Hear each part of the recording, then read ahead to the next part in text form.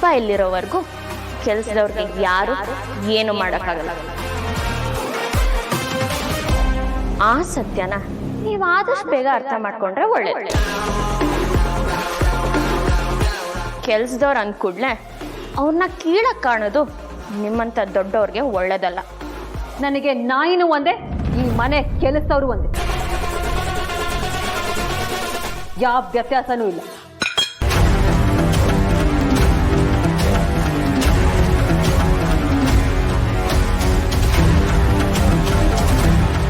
ಎಷ್ಟು ಕೆಟ್ಟ ಮನ್ಸು ಅವ್ರದ್ದು.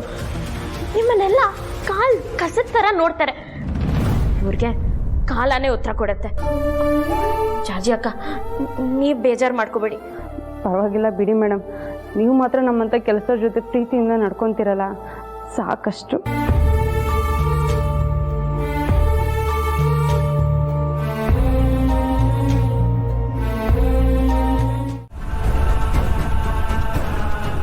ಹಾಂ ಸರ್. ಸೊ ಇದನ್ನು ಫೈನಲ್ ಮಾಡೋಕ್ಕೆ ಹೇಳ್ಬಿಡ್ಲಾ? Okay madam, coffee. ಇದೇನಿದು ಸಾಸ್ ಅರಳೆಲ್ಲ ಕಾಫಿ ಚೆಲ್ಲಿದೆ? ಇದೇನ ನೀನು ಕೆಲಸ ಮಾಡೋ ರೀತಿ? ಮೇಡಮ್, ಗೊತ್ತಾಗದೆ ಚೆಲ್ಲಿದೆ ಅಷ್ಟೇ. ನನಗೆ ಎದುರು ಉತ್ತರ ಕೊಡ್ತೀಯಾ?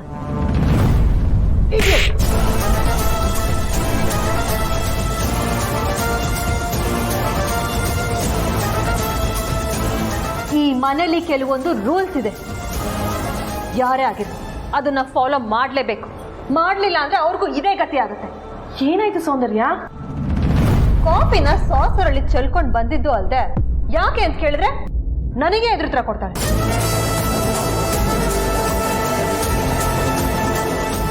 ಏನೇ ನಮ್ ಸೌಂದರ್ಯನ ಮುಂದೆ ನಿಂತ್ಕೊಳ್ಳಕ್ಕೆ ಹೆದರುತ್ತಿದ್ದವಳು ಈಗ ಅವಳಿಗೇನೆ ಹೆದರುತ್ರ ಕೊಡೋದಕ್ಕೆ ಶುರು ಮಾಡ್ಬಿಟ್ಟಿದ್ಯಾ?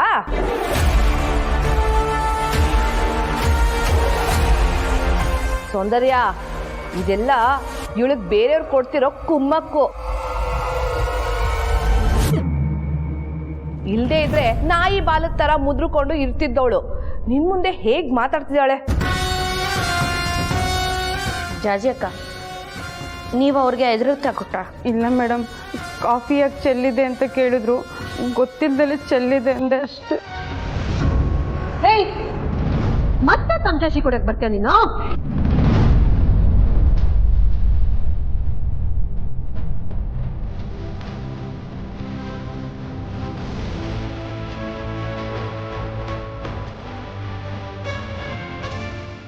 ಹೆದರ್ಕೊಳ್ಳೋಕಾಗ ಮುಗೀತು ಮೇಡಮ್. ಏನೇ ಇದ್ರು ಎದುರ್ಸೋಕಾಗ.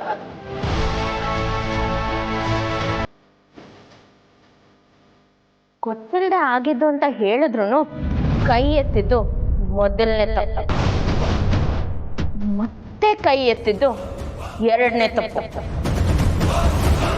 ಕೆಲಸದವ್ರು ಅಂದ್ಕೂಡ್ಲೆ ಕಾಲ್ ಕಸದ ತರ ಕಾಣಕ್ ಹೋದ್ರೆ ಪರಿಣಾಮ ಅನ್ಭವಿಸ್ಬೇಕಾಗತ್ತೆ. ಏನೇ ಮಾಡ್ತೀಯಾ? ಏನಾಯ್ತು? ಹಲೋ ಮೇಡಮ್, ಅದೇನೋ ಇಂಗ್ಲಿಷಲ್ಲಿ ಹೇಳ್ತಾರಲ್ವಾ, ಓವರ್ ಆಕ್ಟಿಂಗ್ ಮಾಡ್ಬಿಡಿ.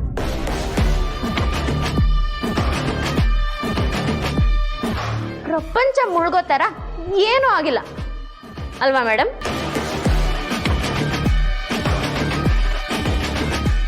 ನಿಮ್ ಕೈ ಹಿಡ್ದಿದ್ದಕ್ಕೆ ಇಷ್ಟು ನೋವಾಗಿದೆ ಅಂದ್ರೆ ಅವ್ರ ಕೆನ್ನೆಗೆ ಹೊಡೆದ್ರಲ್ವಾ, ಅವ್ರಿಗೆ ಎಷ್ಟು ನೋವಾಗಿರ್ಬಾರ್ದು? ನಿಮ್ಮ ಕಣ್ಣಿಗೆ ನಾನು ಡ್ರಾಮಾ ಮಾಡ್ತಿದ್ದೀನಿ ಅಂತ ಅನಿಸ್ತಿದ್ಯಾ? ಇನ್ನೇನು ಮತ್ತೆ, ಮೊನ್ನೆ ಊರವ್ರ ಮುಂದೆ ನಾನು ಮರ್ಯಾದೆ ತೆಗೆಯೋಕೆ ಪ್ರಯತ್ನ ಪಟ್ಟೆ. ಅದು ಸಾಲದು ಅಂತ ದೇವಸ್ಥಾನದಲ್ಲಿ ನೀನೇ ನನ್ನ ಕೈ ಹಿಡ್ಕೊಂಡು ನಾನು ನಿನ್ನ ಕೈ ಹಿಡ್ಕೊಂಡೆ ಅಂತ ಮರ್ಯಾದೆ ತೆಗೆಯೋಕೆ ಪ್ರಯತ್ನ ಪಟ್ಟೆ. ಸಂದೀಪ ಇದ್ದಿದ್ದಕ್ಕೆ ನಾನು ಬಚಾವ್ ಮಾಡ್ದೆ. ಇಷ್ಟೆಲ್ಲ ಮಾಡಿದ್ಮೇಲೆ ನಿನ್ನನ್ನು ಹೇಗೆ ನಂಬಕ್ಕಾಗುತ್ತೆ? ನೋಡು ನರಸಿಂಹ, ತಪ್ಪನ್ನ ಎಲ್ಲರೂ ಮಾಡ್ತಾರೆ, ಆದರೆ ಅದೇ ತಪ್ಪನ್ನ ತಿದ್ಕೊಳ್ಳೋಕ್ಕೆ ಒಂದು ಅವಕಾಶ ಕೊಡಬೇಕಲ್ವಾ? ನಾನೀಗ ಮೊದಲಿನ ಸಂಜನ ಅಲ್ಲ, ನನ್ನ ತಪ್ಪನ್ನೆಲ್ಲ ತಿದ್ಕೊಳ್ಳೋಕ್ಕೆ ಟ್ರೈ ಮಾಡ್ತಿದ್ದೀನಿ. ದಯವಿಟ್ಟು ಅದಕ್ಕೊಂದು ಅವಕಾಶ ಮಾಡಿಕೊಡು ಪ್ಲೀಸ್. ಹೋಗ್ಲಿ, ಎಷ್ಟೊಂದು ಕೇಳ್ಕೊತಿದ್ದಾರೆ. ಹ್ಞೂ ಮಗ, ನೀನು ಮಾಡಿರೋ ತಪ್ಪನ್ನ ಒಪ್ಕೊಂಡು ನೀನೇ ಬದಲಾಗ್ತೆ ಅಂದರೆ ಅದನ್ನ ತಡೆಯೋಕೆ ನಾನು ಯಾರು? ಹೋಗು, ಬದಲಾಗು. ಹಾಗಿದ್ರೆ ನೀನು ನನ್ನ ಫ್ರೆಂಡ್ಶಿಪ್ನ ಅಕ್ಸೆಪ್ಟ್ ಮಾಡ್ಕೊಳ್ತೀಯಾ? ಅದೆಲ್ಲ ಆಗಲ್ಲ. ಮತ್ತು ನಾನು ಹೇಗೆ ಬದಲಾಗಲಿ? ಅರೆ, ಇದೊಳ್ಳೆ ಕಥೆ ಆಯ್ತಲ್ಲ. ನೀನು ಬದಲಾಗ್ಬೇಕಾದ್ರೆ ನನ್ನ ಫ್ರೆಂಡ್ಶಿಪ್ ಯಾಕಬೇಕು? ಬದಲಾಗೋಕೆ ಓ, ನನ್ಗೆ ಯಾಕೋ ಮೆಂಟ್ಲಾಗ್ಬಿಡ್ತೀನಿ ಅನಿಸ್ತದೆ. ನೋಡ್ತಾಯಿ, ದಯವಿಟ್ಟು ನಾನು ಕೈ ಮುದ್ದು ಕೇಳ್ಕೊತೀನಿ, ಇಲ್ಲಿಂದ ಹೊರಟ್ಬಿಡು. ನಿನ್ನೆ ನಿನ್ನ ಗಾಡೀಲಿ ಡ್ರಾಪ್ ಮಾಡಿದ್ರೆ ನಮ್ಮ ಸಾಹೇಬರು ನೋಡಿ ಮನೇಲಿ ಈಗಾಗಲೇ ದೊಡ್ಡ ರಾದಂತ ಆಗಿದೆ.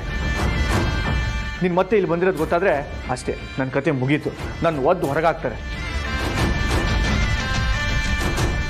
ಹೇಗೋ ಇಷ್ಟು ವರ್ಷ ಆದಮೇಲೆ ಮನೇಲಿರೋ ಅದೃಷ್ಟ ಸಿಕ್ಕಿದೆ. ದಯವಿಟ್ಟು ಅದನ್ನು ಹಾಳು ಮಾಡಬೇಡ. ಇಲ್ಲಿಂದ ಹೊರಟು ಪುಣ್ಯ ಕಟ್ಕೋ.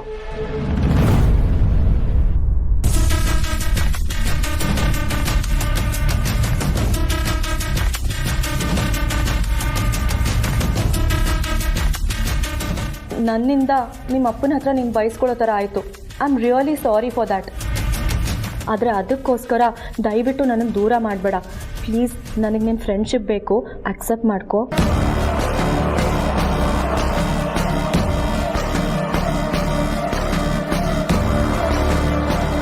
ಹೊರಗಿನವ್ರಿಗೆ ನಾವು ಹೇಗಿದ್ದೀವೋ ಹಾಗೆ ಇರೋಣ, ಆದರೆ ನಾವಿಬ್ಬರೇ ಇದ್ದಾಗ ಬೆಸ್ಟ್ ಫ್ರೆಂಡ್ಸ್ ಥರ ಇರೋಣ.